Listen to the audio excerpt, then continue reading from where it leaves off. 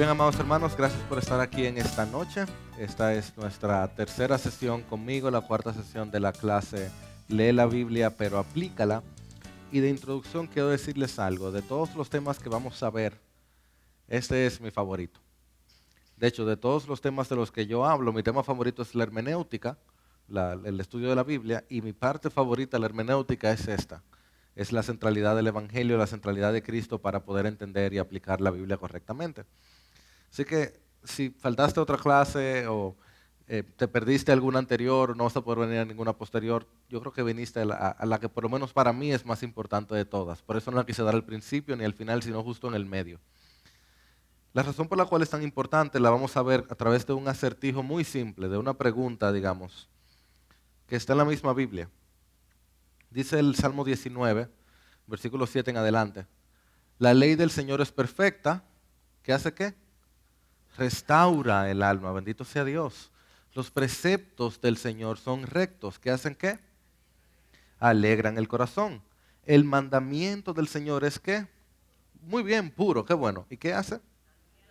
Alumbra los ojos. Deseables más que el oro, sí, más que mucho oro fino.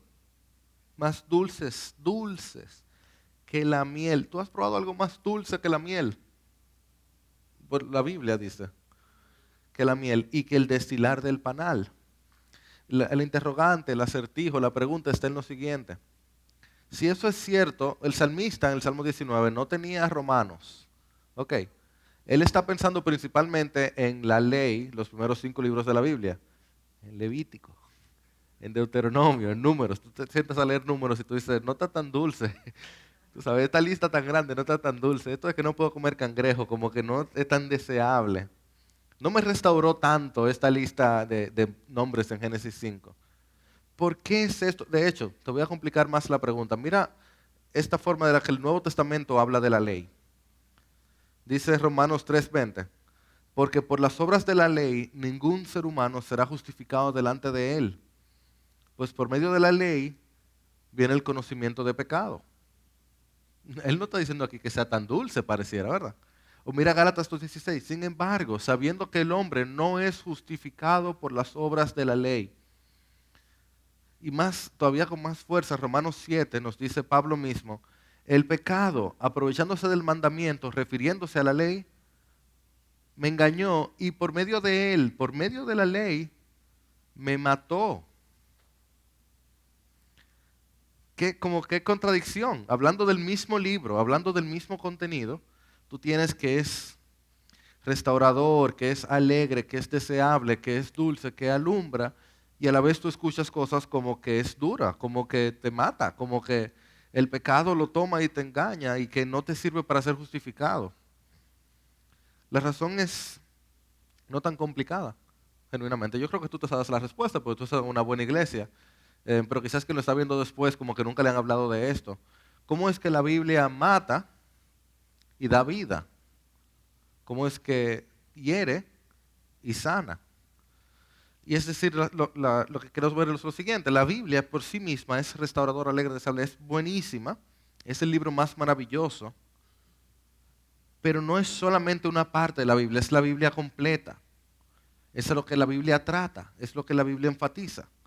Y de lo que la Biblia trata, lo que la Biblia enfatiza es a Cristo Jesús, es al Evangelio. Esos mandamientos que son pesados, cuando yo encuentro que tienen su cumplimiento en Cristo Jesús, se vuelven livianos, se aligera mi carga.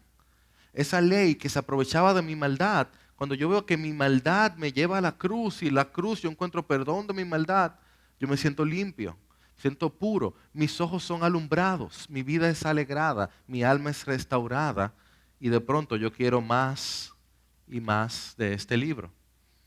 O como lo dice Cristo, si alguno tiene sed, que venga a mí y beba. ¿Quién no tiene sed después de leer los mandamientos de Dios? De aquel que cree en mí, como dice la Escritura, brotarán ríos de agua viva. Y esa es la hermosura de la palabra. La palabra te da para sacarte de tu caballo, para montarte en tu ballena, no fue ni un caballo ni una ballena, pero la Biblia te saca de tu zona de confort cuando te presenta todos los mandamientos y luego te dice, en Cristo Jesús hay libertad. En Cristo está la pureza. En Cristo está la limpieza. Y esto no es algo que yo estoy sacando de aquí, como que me salió de afuera de la cabeza y que no estaba en el Salmo. Una y otra vez, este es el testimonio de la Escritura, que la Escritura se trata acerca de Cristo. Mira cómo lo dice Juan 5:39. Cristo, hablando a los fariseos, le dice: ustedes examinan las Escrituras porque piensan tener en ellas la vida eterna. Y no dice, no la examinen, no, sigan examinándola. Son ellas las que dan testimonio de mí. Lo que Cristo está diciendo es que comúnmente nosotros nos encontramos con personas que leen la Biblia y se pasan por alto justamente de lo que la Biblia trata, que es la persona de Jesús. Un error común de los fariseos, que eran los maestros de la Biblia, era que no veían al Cristo en la Biblia misma. Por eso, cuando Cristo estaba ahí con ellos, no pudieron verlo en la carne. Como leían la Biblia y se enfocaban en algo que no era Cristo, cuando Cristo estaba delante de ellos, no podían entenderlo. Y déjame decirte, amado hermano, si tú no puedes ver a Cristo en la Biblia, tú no puedes ver a Cristo de ninguna otra manera. Tú conoces la parábola o la historia, mejor dicho, del rico y Lázaro. Que el rico está en el infierno, o no en el infierno, está en el Hades, está sufriendo. Luego de haber recibido en vida sus bienes, Lázaro está en el seno de Abraham, está disfrutando. Y el rico le dice, mira, si tú pudieras, por favor, mandar a que vaya alguien, que se resucite a alguien y le diga a mis hermanos todo lo que va a pasar si no creen. Y Abraham, ¿qué le dice? Mira, ellos tienen la Biblia, ellos tienen a la ley y los profetas. Si ellos no creen en eso, ellos no van a creer aunque uno se levante entre los muertos. ¿Y a quién se está refiriendo Cristo en esa historia? Cristo está diciendo, si ellos no me ven aquí en la Biblia, cuando yo resucite, tampoco me van a ver. Y así como los fariseos, un error común de los maestros de la Biblia contemporáneos es que no ven a Cristo en la Biblia. Y por eso no lo ven el día a día. No me malinterpretes, cuando leen Juan 3:16, sí ven a Cristo, en Juan 3:16, pero luego de ahí, en el día a día, en mi vida diaria, Cristo está presente por su ausencia. Y no solo los maestros de la Biblia, sino que también nosotros podemos ser culpables de lo mismo. Mira dónde está el problema. 1 Timoteo 2:5 nos dice esta simple y profunda verdad. Hay un solo Dios y también un solo mediador entre Dios y los hombres, Cristo Jesús, hombre. Nosotros de inmediato vemos ese pasaje y lo aplicamos a la Iglesia Católica y tú ves, no hay papa porque no hay otro mediador. Y sí tiene su aplicación para con eso. ¿Ok? Es cierto. No hay sentido, yo no necesito un sacerdote para entrar a la presencia de Dios. Por el sacrificio de Cristo, yo vivo en la presencia de Dios porque el Espíritu Santo vive dentro de mí. Bendito sea Dios por eso. Pero eso no es lo único. Si Jesús es el único mediador, no podemos conocer a Dios sin Jesús.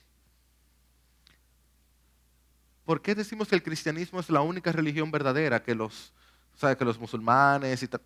Porque Cristo dice que Él es el mediador entre Dios y los hombres. Cualquier religión que deje a Jesús fuera, y no cualquier Jesús, el Jesús de la Biblia, no te lleva a Dios. Ni moralismo, ni islamismo, ni yoga, ni nada. Mientras no tenga Jesús, no te puede llevar a Dios. Pero tampoco podemos entender la Biblia sin Jesús. Porque Cristo Jesús es el mediador entre Dios y los hombres. Por tanto, si yo quiero conocer algo más de Dios, yo necesito el mediador. Yo necesito a Cristo. Entonces, hablábamos la semana pasada acerca de la necesidad del Espíritu Santo. No quepa la menor duda de eso. Leer la Biblia es un ejercicio espiritual. Pero lo que el Espíritu Santo, ¿de quién da testimonio? ¿Qué dice Cristo en Juan 14? Él tomará de lo mío y se lo hará saber. O sea que el trabajo del Espíritu Santo es apuntar a Cristo. Cuando yo tengo el Espíritu Santo dentro y yo estoy leyendo la Biblia correctamente a través del poder del Espíritu, adivina quién yo veo en la Biblia. A Cristo, la imagen de Dios. Entonces, no podemos amar a Dios y no podemos amar su Biblia sin amar y conocer a Jesús. Yo sé que todos ustedes pueden decir amén ahora, pero cuando lo ponemos en la práctica es que se nos va. Cuando estamos en el día a día es que se nos va.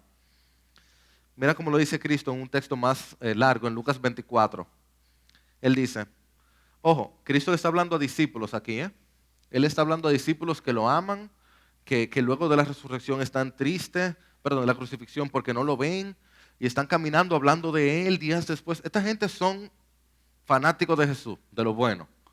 Y Cristo les dice, esto es lo que yo les decía cuando todavía estaba con ustedes, que era necesario que se cumpliera todo lo que sobre mí está escrito en la ley de Moisés, en los profetas y en los salmos. Cristo no dijo que de Él se hablaba en Romanos o que en Primera de Corintios era que se habla mucho de Él. Cristo dice que en la ley de Moisés, dada 1500 años antes de su nacimiento, que en los profetas, el último de ellos escribiendo 460 años antes de su nacimiento, en los salmos, refiriéndose a los libros poéticos, escritos desde 1400 años hasta 500 años antes de él nacer, se estaba hablando de él. Que lo que estuvimos leyendo ahorita en el Salmo 14, ¿recuerdan? Estaba hablando de él. Entonces, mira lo que él hace, les abrió el entendimiento para que comprendieran las Escrituras. Esto es lo que está escrito, les explicó, que el Cristo padecerá y resucitará el tercer día, y en su nombre se predicarán el arrepentimiento y el perdón de pecados a todas las naciones, comenzando por Jerusalén. Cuando Cristo dice al decir la ley de Moisés en los profetas y en los salmos, Lucas, porque es el Evangelio de Lucas, se está refiriendo a todo el Antiguo Testamento. Y yo creo que vimos esto en la clase pasada, pero lo repito aquí. La división básica del Antiguo Testamento es 3: ley, profetas y poesía. Así es que los judíos lo dividían. Cuando Cristo dice, o cuando Lucas dice que Cristo dijo que él habló de la ley de Moisés y los profetas, Cristo está diciendo, en todo el Antiguo Testamento Cristo se lo abrió y le dio como un paseo, una clasecita, me hubiera encantado estar en esa clase, una clasecita de teología bíblica de cómo cada parte de la Biblia estaba hablando acerca de él. O sea que cada parte de la Biblia que yo habla, de una manera u otra, yo puedo encontrar a Cristo ahí. En segundo lugar, cuando Cristo les abrió el entendimiento, tú puedes estar seguro que ellos nunca se iban a acercar a la Biblia de la misma manera. Yo me imagino a estos discípulos que luego de que salieron de ahí, cada vez que se juntaban con alguien a leer el Antiguo Testamento, esta gente tenía los ojos puestos en Jesús. No, eso no es solamente cuando tú estás sufriendo, no. Puestos los ojos en Jesús al abrir la Biblia también. Cuando Cristo le abrió el entendimiento, tú puedes estar seguro que cada vez que ellos se sentaban a leer la Escritura, ellos decían, yo no quiero que me pase otra vez, que voy a pasar por alto a Cristo. No, déjame ver dónde está Él aquí en esto que estoy leyendo. Ahora, ¿cuál es lo principal del mensaje de Él? Él lo dijo, que Él iba a sufrir, iba a morir, iba a padecer, que Él iba a resucitar, que había un arrepentimiento y perdón de pecados y que ese mensaje iba a llegar al mundo entero. Esos 4 puntos son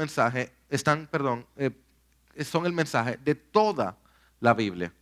El padecimiento de Dios en Cristo, la resurrección del Cristo, el arrepentimiento y perdón de pecados para recibir esa vida y el anunciar ese mensaje al mundo entero. Cristo dice que está en toda la Biblia. Definitivamente estaba en todo el Antiguo Testamento y sin lugar a dudas está en el Nuevo Testamento también. Te traigo otro versículo más. Mírate aquí lo que dice Juan 8, 56 al 58. Abraham, el padre de ustedes, se regocijó esperando ver mi día. Y lo vio y se alegró. Abraham, el padre de ustedes. Génesis 12. Cristo está escribiendo en Juan. Estamos hablando de algo de hace 2000 años mínimo hacia atrás. 3000 años hacia atrás. Por lo menos 2000 años hacia atrás. Cristo dice, Abraham estaba esperando ver mi día, lo vio y se alegró. Por eso los judíos le dijeron, ¿aún no tienes 50 años y has visto a Abraham?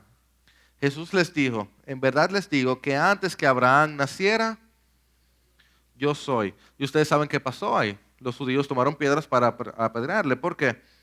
Porque lo que estaba diciendo Cristo con este yo soy, ustedes saben, ¿verdad? Él estaba diciendo que el Jehová, que el Yahvé, el Yahvé del Antiguo Testamento, míralo aquí. ¿Qué significa eso? Significa que el que habló con Abraham no era nadie menos que Cristo Jesús.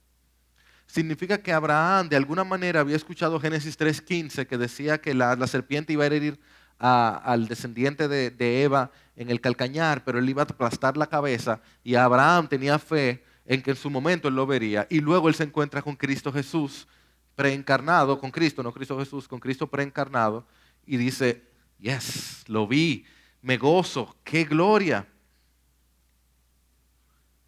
En repetidas ocasiones, dice David Murray, Pablo presenta a Abraham como el prototipo y ejemplo de la fe salvadora, lo cual no fuera muy alentador si él y nosotros creyéramos en evangelios diferentes. Pero no es así. Creemos el mismo evangelio. Abraham y nosotros somos salvos por el mismo evangelio. El vocabulario es diferente. Claro que sí, Abraham no podía hablar de Jesús porque no había nacido Jesús, pero sí hablaba del Dios vivo. La claridad es diferente. Abraham creía en las sombras, nosotros creemos en la luz. Y la dirección es diferente. Abraham miraba hacia adelante a Jesús, nosotros miramos hacia atrás. Pero el núcleo, la esencia, el enfoque era el mismo. Y como yo enseñé esto una vez y alguien terminó pensando que yo soy modalista, que yo no creo en la Trinidad, ese no es el caso. Lo que estamos diciendo con que Cristo es el Yahvé, el Yahweh del Antiguo Testamento, no es que no hay un Dios Padre. Por supuesto que hay un Dios Padre. Por supuesto. El Dios de quien preceden todas las cosas, habla Pablo. Lo que sí es que la única forma de conocer a Dios Padre es a través de Cristo Jesús. Entonces, como Cristo dice, el que me ha visto a mí, ha visto al Padre. Al Padre nadie lo ha visto jamás, ni lo va a ver. En la eternidad, amado hermano, como la eternidad es un mundo físico, el cielo nuevo y tierra nueva es un lugar físico donde vamos a estar con cuerpos resucitados, pero cuerpos glorificados, pero cuerpos. Adivina cuál es el Dios que tú vas a ver el día entero. El Dios que tiene heridas con tu nombre. Bendito sea Él. Bendito sea Él. Entonces, amados, dice Graham Goldsworthy, no empezamos en Génesis 1 y entonces laboramos hasta llegar a descubrir dónde nos está llevando. Más bien, vamos primero a Cristo, los cristianos, y Él nos dirige a estudiar el Antiguo Testamento a la luz del Evangelio. El Evangelio interpreta el Antiguo Testamento mostrándonos sus propósitos y su significado. Amén. Un versículo más. Primera de Pedro 1, 10 y 12 dice, acerca de esta salvación, los profetas que profetizaron de la gracia que vendría a ustedes, diligentemente inquirieron y averiguaron, procurando saber qué persona o tiempo indicaba el Espíritu de Cristo dentro de ellos al predecir los sufrimientos de Cristo y las glorias que seguirían. ¿Qué está diciendo Pedro aquí? Que tú eres más bienaventurado que Isaías. Tú tienes una mayor bendición que Malaquías y que Jonás. Porque Jonás escribía, Malaquías escribía, Isaías escribía y luego tenía que ver, espérate, ¿de quién es que está hablando esto? Pero como ya tú viniste luego del nacimiento de Cristo, tú puedes ir atrás y entender mejor Isaías que el mismo Isaías, por el Espíritu de Cristo que está dentro de ti. Los escritores del Nuevo Testamento conocían y asumían el Antiguo. Eso nos habla de la importancia de ese Antiguo Testamento. Hay descripciones de sentimientos de Jesús que están más vívidas en el Antiguo Testamento que aún el Nuevo Testamento. Tú lees Isaías 53, tú lees el Salmo 22, y ahí tú te preguntas, ¿qué estará pensando Cristo en ese momento? Léete el Salmo o léete Isaías y tú vas a ver qué estaba pensando y qué estaba pasando. Además que hay imágenes, hay tipos, hay profecías, hay alegorías presentes en el Antiguo Testamento que encontrarían su pleno cumplimiento en Cristo Jesús. Lo que te quiero decir, amado hermano, es que en el centro de la Biblia está Jesús y su evangelio. En el mismo centro de la Biblia está Jesús y su evangelio. Para poder leerla correctamente, para poder entenderla y para poder aplicarla, yo necesito conocer eso. En una audiencia como esta, esto es necesario clarificarlo entonces. Si en el centro de la Biblia está el evangelio, preguntamos, súper simple, ¿qué es el evangelio? El evangelio es el mensaje de la vida, de la muerte y la resurrección de Cristo Jesús, el Hijo de Dios. Tú preguntas, ¿habrá personas que no son de sana doctrina que creen en el Evangelio? Eso sí, hay muchísima gente. Muchísima gente se convierte sin ser de ninguna iglesia porque lee la Biblia y entiende que Cristo Jesús es Dios, quien vivió, quien murió y resucitó. Y lo hizo por mí. Y se arrepienten y lo creen y son cristianos. Ese es el Evangelio, eso es lo básico de la fe, eso es lo principal y eso es lo que está en el centro de una manera u otra de toda la Biblia. El problema está, amados hermanos, que una y otra vez pensamos que esta es la entrada a la fe. Pero Tim Keller nos corrige cuando nos dice que el Evangelio no es el ABC, sino el A a la Z de la vida cristiana. es incorrecto pensar que el Evangelio es lo que salva a los inconversos y que luego los cristianos crecen y maduran al tratar de vivir de acuerdo a los principios bíblicos. Es decir, que tú usas el Evangelio para entrar, pero luego tú te la bandia, te la buscas cuando estás adentro. Es más preciso decir que somos salvos por creer en el Evangelio y que entonces somos transformados en cada esfera de nuestras mentes, corazones y vidas por creer el Evangelio más y más profundamente a medida que la vida avanza. Yo voy viendo, entendiendo y aplicando el Evangelio a lo largo de mi vida cristiana y así voy creciendo en la vida cristiana. Esa es la vida cristiana, la vida de Cristo en nosotros. Ahora, ¿qué no es el Evangelio? El Evangelio no es el arrepentimiento. Tú puedes arrepentirte sin que Cristo haya muerto y no te da salvación. El Evangelio no es la predestinación, tú no tienes que creerla para ser salvo. El Evangelio no es la santificación. El Evangelio no son las buenas obras. Y el Evangelio tampoco es el amor de Dios. Entonces, hablar del amor de Dios no es hablar del Evangelio. No, Dios es grande. Yo lo evangelicé, yo le dije que Dios es bueno. Pues eso no es el Evangelio, amado hermano. Yo lo evangelicé, yo le dije que se arrepienta, pero se arrepienta y voltea hacia dónde. Todas estas cosas son buenas y son necesarias, pero no son el Evangelio en sí mismo. Ahora, lo que yo quiero decirles hoy entonces es que Jesús, como la única forma de conocer a Dios, es la llave para interpretar la Biblia. Si recuerdan a Madeline, hablamos un poquito de eso en la primera noche. José Alberto estuvo hablando un poquito de eso. Ahora, ¿qué sucede con los cristianos? ¿Qué sucede con los humanos cuando no tienen la llave? ¿Qué sucede con los latinos cuando no tienen la llave? La forzan, buscan alguna manera de hacer que funcione, buscan alguna manera de entrar. Y la manera natural como la cual tratamos de entrar a la Biblia cuando no tenemos la llave o no hemos prestado atención a la llave, ¿ustedes saben cuál es? El moralismo o el legalismo. El crear y enfatizar los mandamientos. Y el pastor Sugel, ¿cómo fue que dijimos la vez pasada? El pastor Miguel Sugelén, el pastor Sugel Michelén nos explica que el moralismo o legalismo es tratar de ganar el favor de Dios a través de nuestra obediencia, ya sea obedeciendo las leyes de Dios o sea obedeciendo un conjunto de reglas inventadas por los hombres. Presta atención, amado hermano, lo que yo quiero decirte es que cuando tú no tienes el Evangelio en el centro, lo que tú vas a tener en el centro son tus propias obras. Eso es lo que hace el cristianismo tan diferente a todas las otras religiones.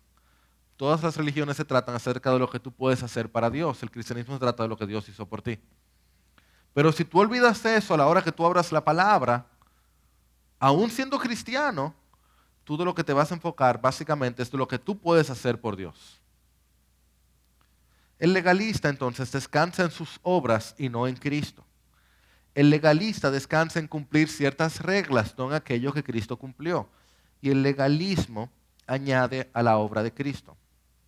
De manera práctica, yo enseñé esto cuando dimos la clase anterior y creo que fue de todo lo que enseñamos en las 8 semanas, esa fue la que más personas me recordaron. Yo dije, tengo que volverlo a enseñar aquí porque muchos no estuvieron. Y es esto, en nuestra lectura y aplicación bíblica, el legalismo moralismo se manifiesta enfatizando los imperativos sin descansar en los indicativos. ¿Quiénes se saben esto ya? Déjame ver. Como 10, o sea que qué bueno que lo estamos enseñando otra vez. El legalismo, tú no lo vas a mostrar de manera tan obvia quizás. Quizás tú no eres un padre que le dice, si tú te portas bien hoy, sí te doy comida, pero si no te portas bien, no te doy comida. Quizás ese no es tu tipo de legalismo y moralismo. Pero se manifiesta de la siguiente manera. Enfatizando imperativos sin descansar en los indicativos. Vamos a explicarlo, hagamos la conexión. La Biblia tiene muchos imperativos para nosotros. La Biblia tiene muchos mandamientos, cosas que tú tienes que hacer. El asunto es que los imperativos dependen de los indicativos. Para que el imperativo ocurra tiene que haber un indicativo. Y los indicativos son los anuncios de lo que Dios ha hecho, principalmente en el Evangelio. Los imperativos es lo que a nosotros nos toca hacer. Los indicativos es lo que Dios ha hecho. La vida cristiana se trata en descansar en los indicativos para poder cumplir los imperativos. La lectura bíblica correcta implica ver los indicativos para entonces poder enfatizar los imperativos. Te doy un ejemplo de algo que se hace mucho que es incorrecto. La Biblia te habla de que tú tienes que ser crucificado con Cristo, de que el cristiano tiene que crucificarse. ¿Verdad que no? Yo lo he escuchado mucho eso, sin embargo.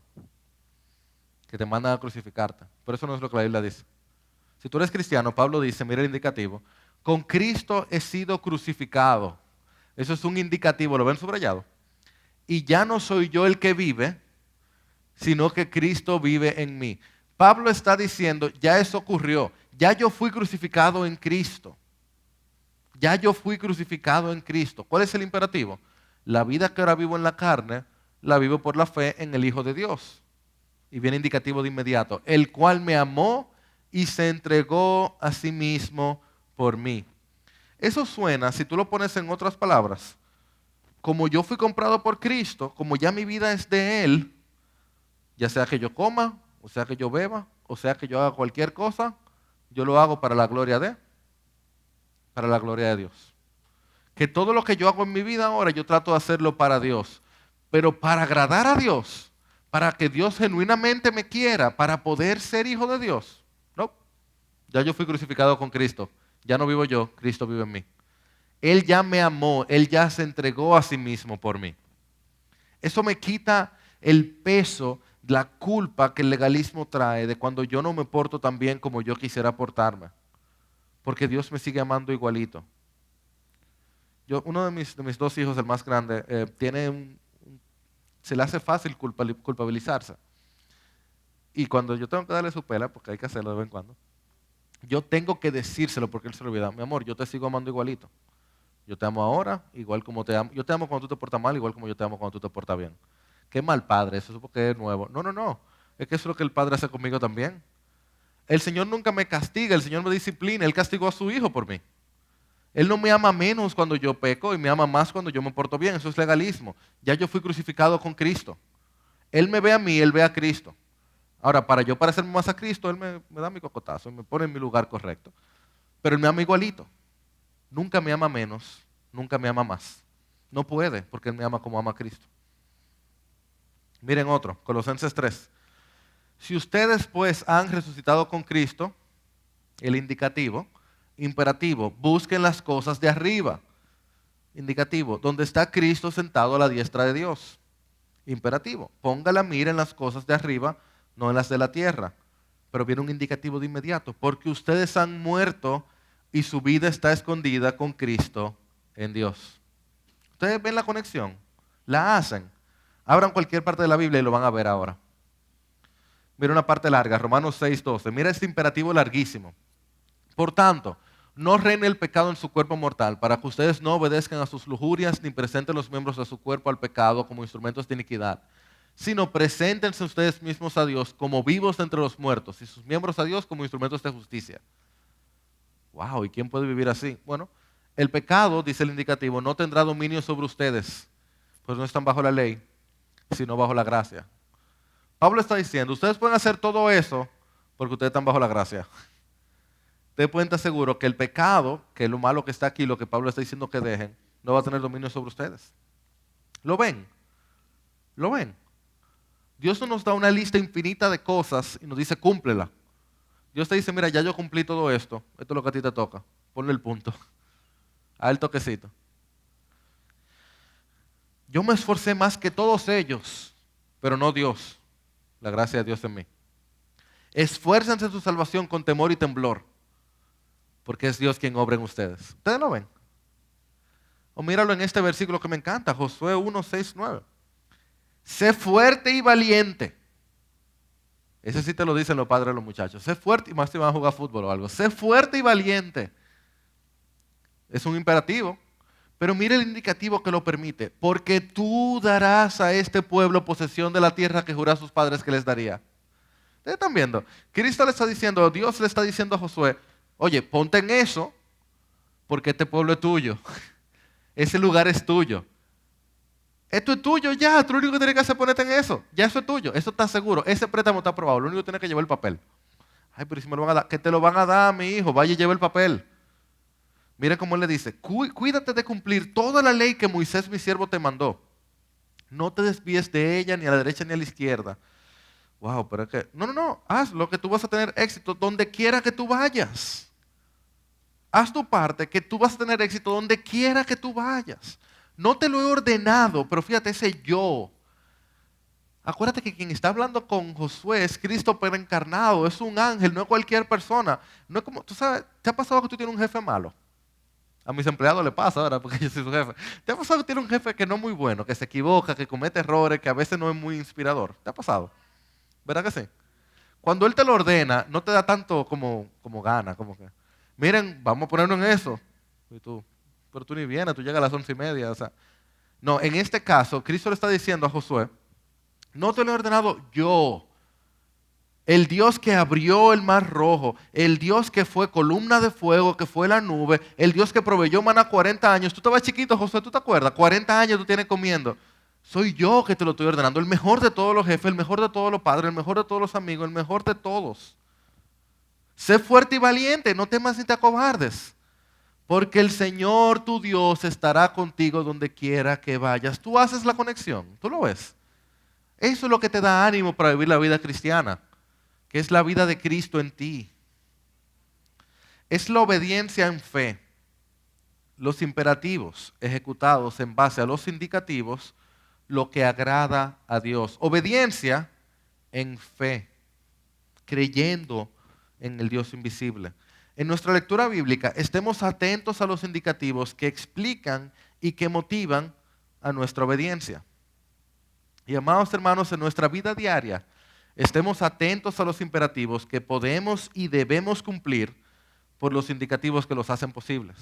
Amén. ¿Se entiende un poquito eso? Por eso le digo que es el tema más importante para mí de todo lo que vamos a ver.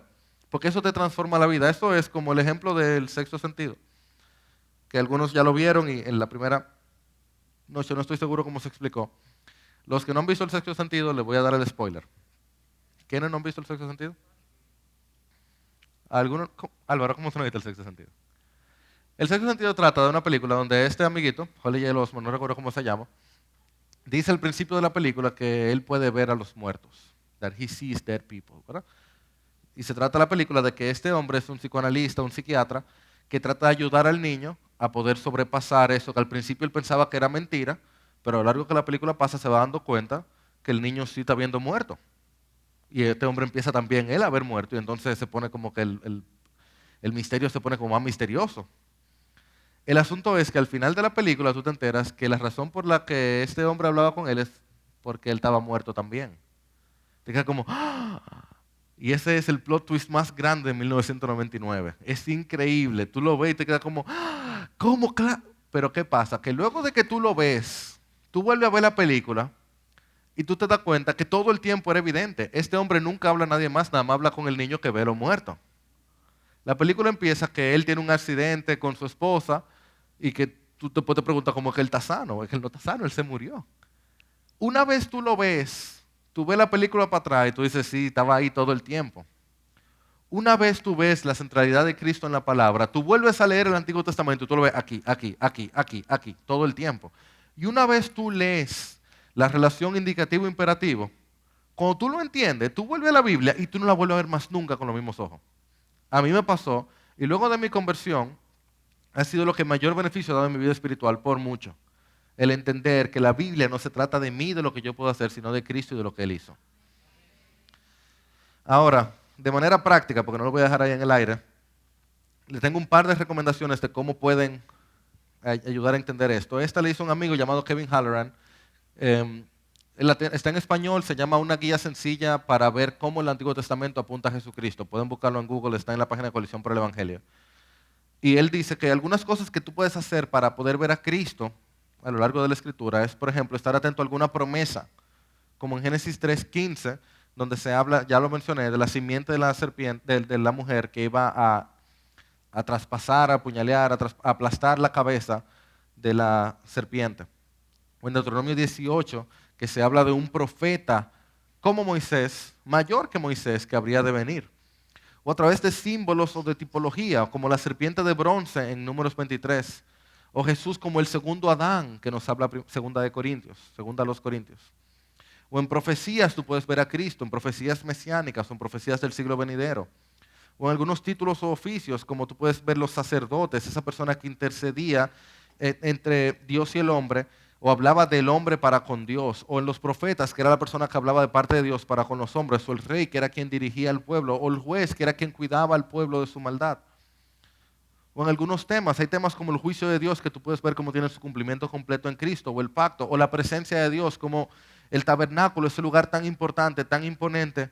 Luego yo veo que Juan toma una forma verbalizada de ese sustantivo de tabernáculo. Dice que el verbo se hizo carne y tabernaculó entre nosotros. O en ideas relacionadas con la redención y la salvación, que sirven como una conexión fácil a la autopista principal que lleva a Cristo. Y lo que Kevin hace, pueden buscar el artículo, es muy bueno, creo que lo volveremos a ver en otro momento. Él te habla de que toda la Biblia, la autopista principal es el mensaje del Evangelio, y todas las calles de la Biblia, de una manera u otra, se conectan con esa autopista. Algunas son calles paralelas que al final se juntan, algunas son calles bien grandes que se parecen mucho, otras son callecitas, pero todas terminan desembocando en el Evangelio de Cristo Jesús. Pero otro modelo práctico que lo vimos la vez pasada, lo vamos a ver ahora, y le pido perdón porque se me quedó, tengo unos separadores de libros que voy a traerles. Si alguien me lo acuerda el martes, primero yo se lo traigo el miércoles. Unos separadores de libros que presentan esto y lo explican un poquito más. Es una manera práctica de cómo yo puedo leer la Biblia con Cristo como el héroe. Está hecha por un profesor del Southern Seminary que se llama, ahora se me olvidó su nombre, es David Prince. David Prince. El artículo donde está se llama Leyendo la Biblia con Cristo como el héroe, así mismo. Y básicamente tiene 4 ideas de cómo yo puedo leer cualquier historia de la Biblia y encontrar algo de Cristo o leerla como debería leerla. Son 4 pasos simples. Encontrar al villano y darme cuenta que ese soy yo. Encontrar lo heroico y recordar que eso es pecador. Encontrar al héroe y ver cómo esa persona me apunta a Jesús. Y luego ver cómo yo puedo obedecer a Cristo y tiene que ver con la fe. Vamos a explicar cada paso y con eso terminamos por la noche. Encontrando al villano y darme cuenta que ese soy yo.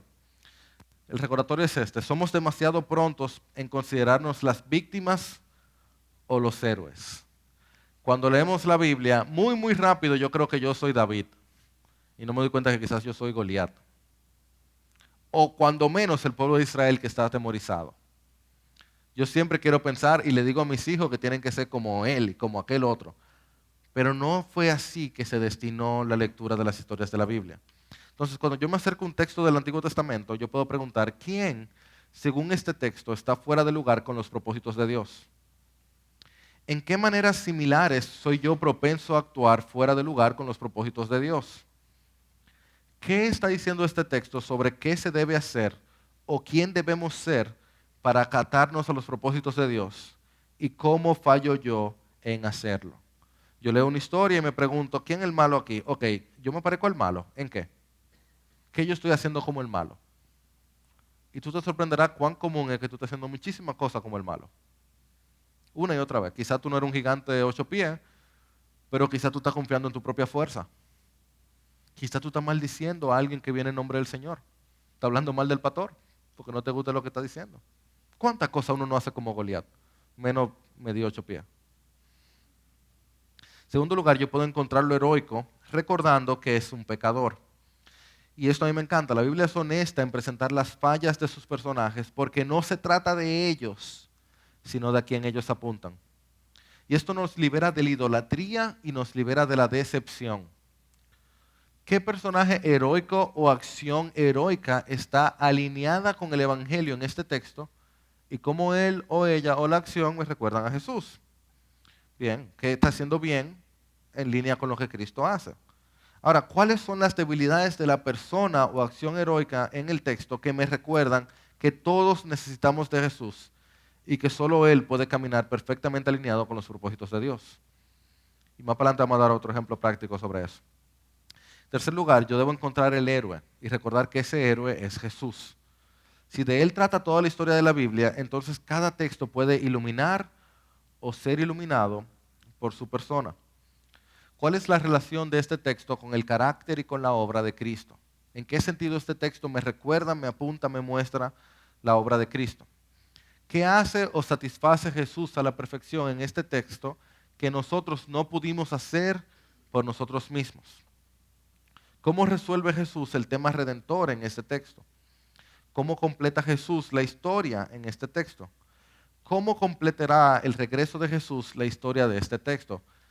Yo pongo todo esto aquí no para que tú te la memorices ni para aplicar cada una, sino como pueden entrar a la página, pueden bajar la presentación y pueden recordar y ver estas preguntas a la hora de hacer estudios bíblicos. Cuarto y último lugar, ¿cómo puedo obedecer en Cristo? Y eso tiene que ver con la fe. Las promesas y las victorias para el creyente están ancladas en Cristo. El ánimo para luchar es modelado por Cristo. Y el perdón para nuestras derrotas está en Cristo. ¿Por qué tuvo Jesús que morir, ser crucificado y resucitar para que este texto me traiga gozo? ¿Cómo puedo caminar en mi vida alineada con el Evangelio y obedecer por fe? ¿Cómo puedo aplicar la verdad del Evangelio de este texto a mi vida? Vamos a ver un par de ejemplos de eso mismo. Mira lo que uno dice usualmente. ¿Viste cómo David se paró frente a su gigante? Así mismo tienes que hacer tú. Este texto a mí me llega mucho cuando yo lo presento, porque yo dije exactamente esas palabras la primera vez que yo enseñé, tenía 17 años. Lo recuerdo como ahora, me invitaron a dar una escuela dominical para los jóvenes, yo preparé mi PowerPoint, y yo di mi ejemplo de David y Goliat, y yo hablé de cómo David se fue preparando, y que él primero peleó con leones, digo con perros, luego con leones, luego con osos, y que por eso cuando llegó Goliat, ya él estaba preparado, y como David, tú puedes serlo. Y yo estaba, mira, y todo el mundo le gustó la presentación, segurito. Y yo poniéndole reglas y cosas que no pueden cumplir arriba a los pobres jóvenes. Gracias, Señor, por Cristo, que seguro alguien aprendió algo, pero... U otra que yo escuché también textualmente. Como Esther, tú debes tomar riesgos por el Señor. Es el ejemplo de Esther. Es que cualquier mujer que confíe en Dios, ella es la mayoría. Eso es lo que dicen que Esther enseña. ¿Qué tal si David fue el hombre escogido por Dios que había sido desechado por los hombres? ¿Tú crees que eso fue una coincidencia? ¿O era el Dios que orquesta la historia, preparando la historia mayor de Cristo Jesús, el hijo de David? ¿Qué tal si David fue el representante del pueblo ante una amenaza que era mucho mayor que ellos? ¿Qué tal si David es una muestra de lo que Dios puede hacer con aquellos que tienen un corazón para con Él? ¿Qué tal si David me recuerda que el mejor de los hombres sigue siendo un hombre que cae en tentación? Que yo necesito a alguien mayor que David. Y ahora cuando Cristo dice eso, tú dices, claro, claro. ¿Qué tal si Esther es una muestra de cómo el Señor puede usar a uno de los pequeñitos, a the least of these, el menor de ellos, para hacer grandes cosas? ¿Qué tal si Esther me muestra la necesidad de ser guiado por alguien mayor que nosotros, como fue Esther con Mardoqueo? ¿Qué tal si Esther me presenta a alguien dispuesto a arriesgar su vida para la salvación de su pueblo? Pero Cristo no solo es un pastor que está dispuesto a dar su vida. Cristo es el buen pastor, el gran pastor que da su vida por su pueblo. ¿Qué tal si Esther nos muestra cómo Dios bendice a los suyos, organiza todo para su gloria y nuestro bien, y cómo Dios honra a los que le honran? Y termino con esta cita, que si tú has escuchado 5 predicaciones mías, tú has escuchado esta cita. Dice que hay un mejor y verdadero Adán, que pasó la prueba en el huerto y cuya obediencia fue imputada a nosotros. Hay un mejor y verdadero Abel, que fue inocentemente asesinado y cuya sangre clama por nuestra absolución en vez de nuestra condenación. Hay un mejor y verdadero Abraham, quien contestó el llamado de Dios para dejar todo lo cómodo y familiar y salir al vacío a crear un nuevo pueblo para Dios. Hay un mejor y verdadero Isaac, el hijo de risa, el hijo de gracia, que no solo fue ofrecido por su padre en el monte, sino que fue sacrificado por nosotros. Hay un mejor y verdadero Jacob, quien luchó y recibió el golpe de justicia que nosotros merecíamos, para que al igual que Jacob, solo recibiéramos las heridas de gracia que nos despiertan y nos disciplinan. Hay un mejor y verdadero José, quien a la diestra del rey perdona a los que le traicionaron, tú y yo, y vendieron, tú y yo, y que usa su nuevo poder para salvarlos. Hay un mejor y verdadero Moisés, quien se pone en la brecha entre el pueblo y el Señor y es mediador de un nuevo pacto.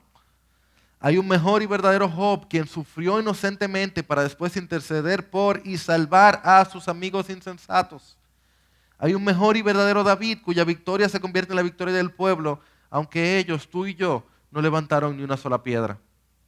Hay un mejor y verdadero Jonás, arrojado en la tempestad por el rescate de muchos. Hay un mejor y verdadero Cordero de Pascua, inocente, perfecto, indefenso, inmolado para que pasara de largo el ángel de la muerte, bendito sea Dios. Jesús es el verdadero templo, el verdadero profeta, el verdadero sacerdote y verdadero rey, el verdadero cordero y sacrificio, la luz verdadera y el pan verdadero. La Biblia no es una serie de historias desconectadas, es una sola narrativa que nos señala a una persona.